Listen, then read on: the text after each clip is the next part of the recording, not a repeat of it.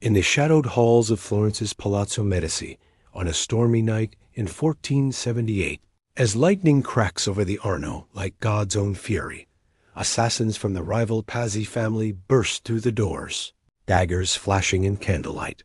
Lunging for the young Lorenzo de' Medici and his brother Giuliano, their screams echoing off frescoes painted by the family's own hand-picked masters.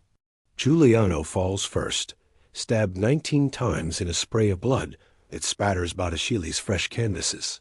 But Lorenzo escapes, sword in hand, his face a mask of rage and relief, whispering to his fleeing guards, "The bank will bury them."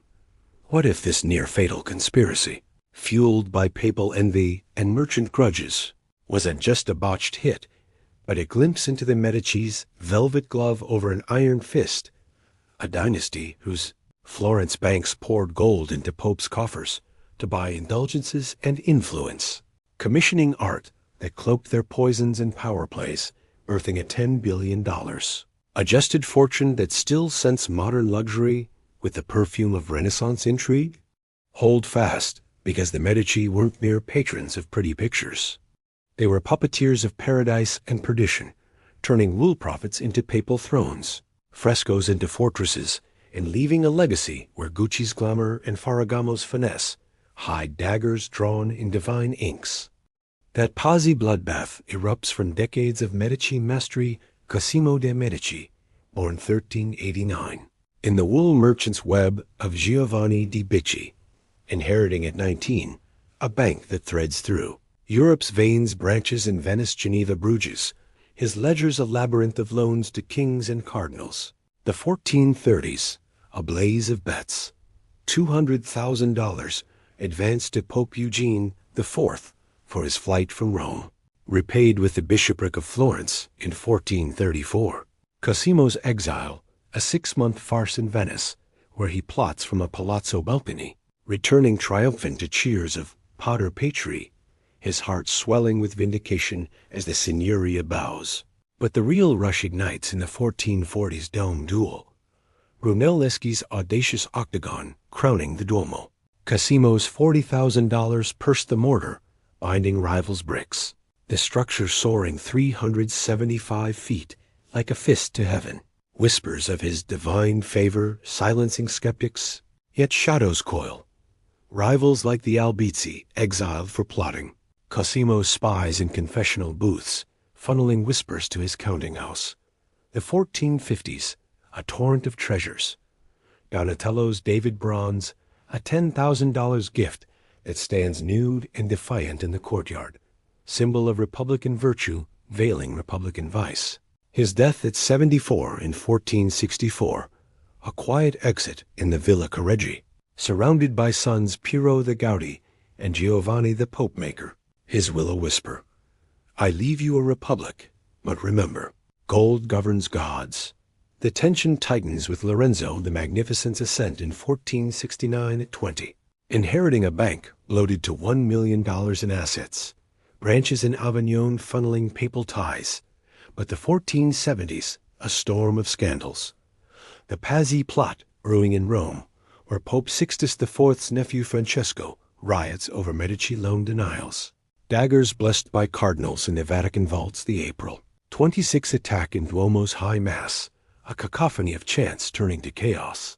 Giuliano's corpse dragged through streets while Lorenzo barricades in the palazzo, his mother Lucretia Tornabuoni's prayers, a lifeline as Florentine mobs string. Pazzi conspirators from palace windows, heads on pikes, parading the Ponte Vecchio. Lorenzo's vengeance a velvet blade. $50,000 fines stripping the Pazzi bare. Excommunications lifted by bribes to the new Pope Innocent VIII. But the human heartbeat hammers beneath. Artists like Verrocchio molding Lorenzo's bronze bust with eyes that pierce like his plots. Botticelli's Primavera, a $20,000 commission veiling Venus as Medici muse.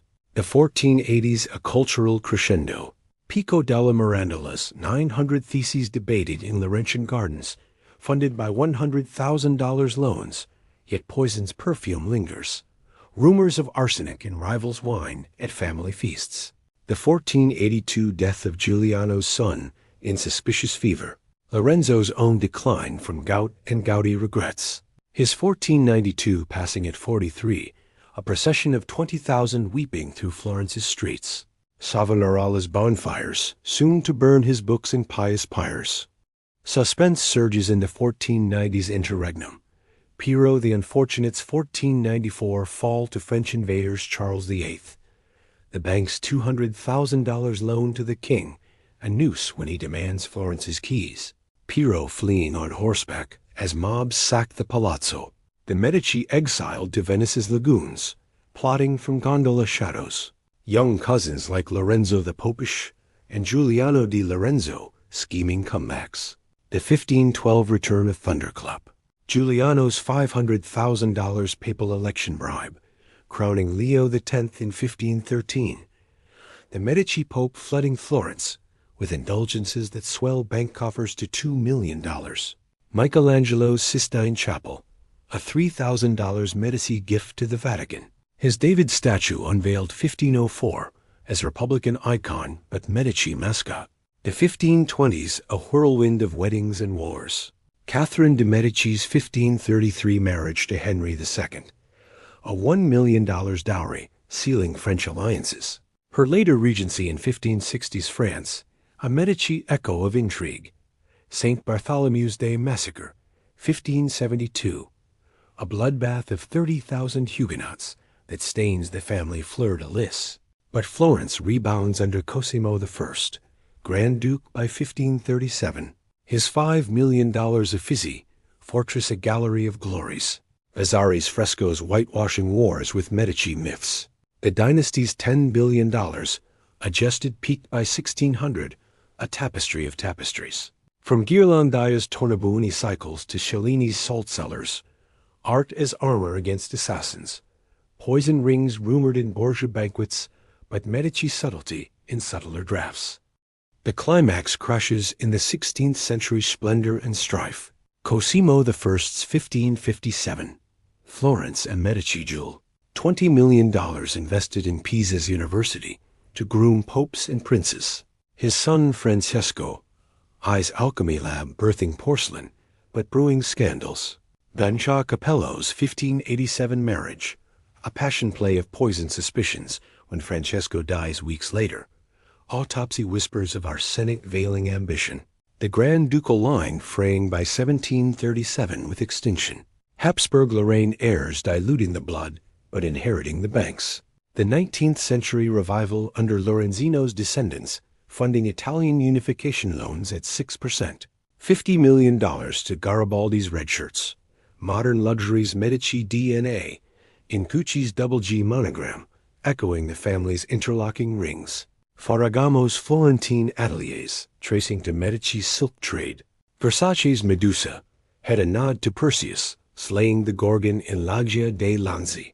The $500 billion global luxury market, a Medici mirage. From $1,000 Birkin bags to $100 million yacht charters, ethical reckonings in 2020's decolonizing collections. The Uffizi returning looted Etruscan urns.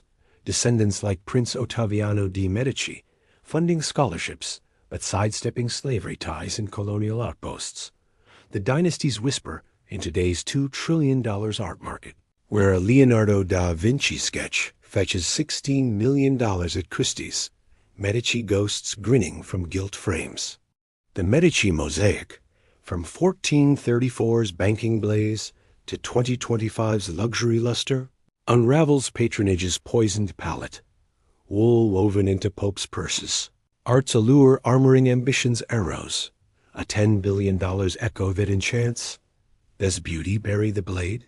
If this canvas of cunning and creation captivates your core, subscribe to paint more portraits with me. We're restoring history's faded frescoes as fellows. Next, Augsburg's merchant monarchs. Jakob Fugger's copper mines fueling Habsburg thrones. From Tyrolean tunnels to Europe's first billionaire, a fortune forged in faith and fury. What masterpiece would you commission in your realm? Sketch it in comments, and we'll frame it fierce.